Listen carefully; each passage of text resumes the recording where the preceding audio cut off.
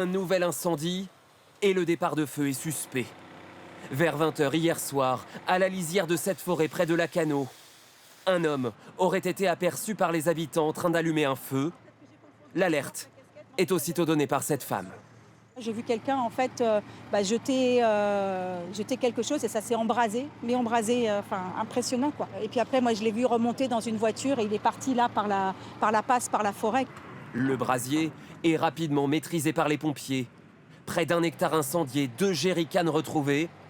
Les habitants qui défendent leur commune sont exaspérés.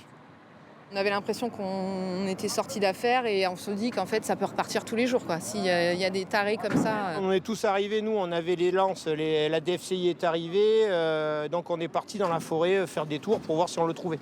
Des pyromanes traqués par ces blindés de la gendarmerie. Au moins 2 départs de feu suspects auraient été observés hier autour de Lacanau.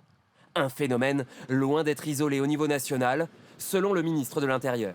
275 interpellations. 275 interpellations qui se sont traduites par 31 détentions. Dans l'Allier, on a eu les condamnations à la prison ferme. Ça a été aussi le cas dans les Landes.